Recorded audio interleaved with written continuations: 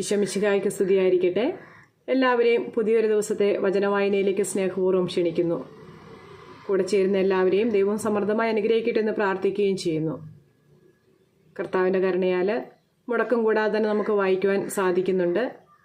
Subscribe ചെയ്ത് കാണാൻ ശ്രമിക്കുമല്ലോ, അതുവഴി കൂടുതൽ ആളുകളിലേക്ക് ഇത് എത്തിച്ചേരുന്നതാണ്.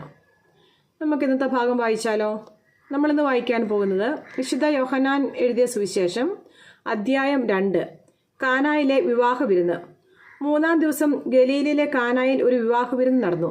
യേശുവിൻ്റെ അമ്മ അവിടെയുണ്ടായിരുന്നു. യേശുവും ശിഷ്യന്മാരും വിരുന്നിന് ക്ഷണിക്കപ്പെട്ടിരുന്നു. അവിടെ വീഞ്ഞു തീർന്നു പോയപ്പോൾ യേശുവിൻ്റെ അമ്മ അവനോട് പറഞ്ഞു, അവർക്ക് വീഞ്ഞില്ല. യേശു അവളോട് പറഞ്ഞു, സ്ത്രീയെ, എനിക്കും നിനക്കും എന്ത്? എൻ്റെ സമയം ഇനിയും ആയിട്ടില്ല. അവൻ്റെ അമ്മ പരിചാരകരോട് പറഞ്ഞു, അവൻ നിങ്ങളോട് പറയുന്നത് ചെയ്യുവിൻ. യഹൂദരുടെ ശുദ്ധീകരണ കർമ്മത്തിനുള്ള വെള്ളം നിറയ്ക്കുന്ന 6 കൽഭരണികൾ അവിടെ ഉണ്ടായിരുന്നു. ഓരോന്നിലും 2-3 അളവ് കൊള്ളുമായിരുന്നു. ഭരണികളിൽ വെള്ളം നിറയ്ക്കുമെന്ന് യേശു അവരോട് കൽപ്പിച്ചു. അവർ അവയെല്ലാം വക്കോളം നിറച്ചു. ഇനി പകർന്ന് കലവറക്കാരൻ്റെ അടുക്കൽ കൊണ്ടു ചെല്ലുവിനെന്ന് അവൻ പറഞ്ഞു. അവർ അപ്രകാരം ചെയ്തു. കലവറക്കാരൻ വീഞ്ഞായി മാറിയ ആ വെള്ളം രുചിച്ചു നോക്കി. അത് എവിടെ നിന്നാണെന്ന് അവൻ അറിഞ്ഞില്ല. എന്നാൽ വെള്ളം കോരിയ പരിചാരകർ അറിഞ്ഞിരുന്നു. അവൻ മണവാളനെ വിളിച്ചു പറഞ്ഞു, എല്ലാവരും മേൽത്തരം വീഞ്ഞ് ആദ്യം വിളമ്പുന്നു, അതിഥികൾക്ക് ലഹരി പിടിച്ചു കഴിയുമ്പോൾ താഴ്ന്നു തരവും. എന്നാൽ നീ നല്ല വീഞ്ഞ് ഇതുവരെയും സൂക്ഷിച്ചു വെച്ചുവല്ലോ.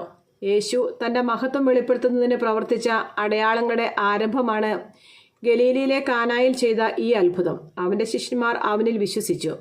ഇതിനുശേഷം അവൻ തൻ്റെ അമ്മയോടും സഹോദരന്മാരോടും ശിഷ്യന്മാരോടും കൂടി കഫർനാമിലേക്ക് പോയി. അവർ അവിടെ ഏതാനും ദിവസം താമസിച്ചു. യേശു ദേവാലയം ശുദ്ധീകരിക്കുന്നു. യഹൂദരുടെ പെസഹ അടുത്തിരുന്നതിനാൽ യേശു ജെറുസലേമിലേക്ക് പോയി. കാള, ആട്, പ്രാവ് എന്നിവ വിൽക്കുന്നവരെയും നാണയം മാറ്റാനിരിക്കുന്നവരെയും ദേവാലയത്തിൽ അവൻ കണ്ടു.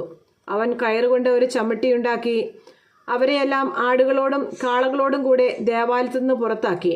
നാണയം മാറ്റക്കാരുടെ നാണയങ്ങൾ ചിതറിക്കുകയും മേശകൾ തട്ടിമറിക്കുകയും ചെയ്തു. പ്രാവുകളെ വിൽക്കുന്നവരോട് അവൻ കൽപ്പിച്ചു, ഇവയെ ഇവിടെ നിന്ന് എടുത്തുകൊണ്ട് പോകുവേൻ. എൻ്റെ പിതാവിൻ്റെ ആലയം നിങ്ങൾ കച്ചവട സ്ഥലമാക്കരുത്. അവിടുത്തെ ആലയത്തെക്കുറിച്ചുള്ള തീഷ്ണത തന്നെ വിഴുങ്ങിക്കളയും എന്നെഴുതപ്പെട്ടിരിക്കുന്നത് അപ്പോൾ അവൻ്റെ ശിഷ്യന്മാർ അനുസ്മരിച്ചു. യഹൂദർ അവനോട് ചോദിച്ചു, ഇത് ചെയ്യാൻ നിനക്ക് അധികാരമുണ്ടെന്നതിന് എന്തടയാളമാണ് നീ ഞങ്ങളെ കാണിക്കുക? യേശു മറുപടി പറഞ്ഞു, നിങ്ങൾ ഈ ദേവാലയം നശിപ്പിക്കുക, 3 ദിവസത്തിനകം ഞാനിത് പുനരുദ്ധരിക്കും. യഹൂദർ ചോദിച്ചു, ഈ ദേവാലയം പണിയാൻ 46 സംവത്സരം എടുത്തു. വെറും 3 ദിവസം കൊണ്ട് നീ അത് പുനരുദ്ധരിക്കുമോ? എന്നാൽ അവൻ പറഞ്ഞത് തൻ്റെ ശരീരമാകുന്ന ആലയത്തെ പറ്റിയാണ്. അവൻ മരിച്ചുവരുന്ന് ഉയർപ്പിക്കപ്പെട്ടപ്പോൾ അവൻ്റെ ശിഷ്യന്മാർ അവൻ ഇത് പറഞ്ഞിരുന്നുവെന്ന് ഓർമ്മിക്കുകയും അങ്ങനെ വിശുദ്ധ ലിഖിതവും യേശു പ്രസ്താവിച്ച വചനവും വിശ്വസിക്കുകയും ചെയ്തു. പെസഹ തിരുനാളിന് അവൻ ജെറുസലേമിലായിരിക്കുമ്പോൾ പ്രവർത്തിച്ച അടയാളങ്ങൾ കണ്ട് വളരെ പേർ അവൻ്റെ നാമത്തിൽ വിശ്വസിച്ചു. യേശുവാകട്ടെ അവരെ വിശ്വസിച്ചില്ല, കാരണം അവൻ അവരെയെല്ലാം അറിഞ്ഞിരുന്നു. മനുഷ്യനെപ്പറ്റി ആരുടെയും സാക്ഷ്യം അവന് ആവശ്യമായിരുന്നില്ല. മനുഷ്യനുള്ളത് എന്താണെന്ന് അവൻ വ്യക്തമായി അറിഞ്ഞിരുന്നു. നമ്മുടെ കർത്താവായ യേശു മിശിഹായ്ക്ക് സ്തുതി. സങ്കീർത്തന പുസ്തകത്തുള്ള വായന അധ്യായം 70. കർത്താവേ, വേഗം വരണമേ. ദൈവമേ, എന്നെ മോചിപ്പിക്കാൻ ദയ തോന്നണമേ. കർത്താവെ, എന്നെ സഹായിക്കാൻ വേഗം വരണമേ. എൻ്റെ ജീവൻ അപഹരിക്കാൻ ശ്രമിക്കുന്നവർ ലജ്ജിച്ച് പരിഭ്രാന്തരാകട്ടെ. എനിക്ക് ദ്രോഹം ആലോചിക്കുന്നവർ അപമാനിതരായി പിന്തിരയട്ടെ. ഹാഹാ എന്ന് എന്നെ പരിഹസിച്ച് പറയുന്നവർ ലജ്ജ കൊണ്ട് സ്തബ്ധരാകട്ടെ. അങ്ങയെ അന്വേഷിക്കുന്നവർ അങ്ങയെ സന്തോഷിച്ചുല്ലസിക്കട്ടെ. അങ്ങയുടെ രക്ഷയെ സ്നേഹിക്കുന്നവർ ദൈവം വലിയവനാണെന്ന് നിരന്തരം ഉദ്ഘോഷിക്കട്ടെ. ഞാൻ ദരിദ്രനും പാവപ്പെട്ടവനുമാണ്. ദൈവമേ, എൻ്റെ അടുത്ത് വേഗം വരണമേ.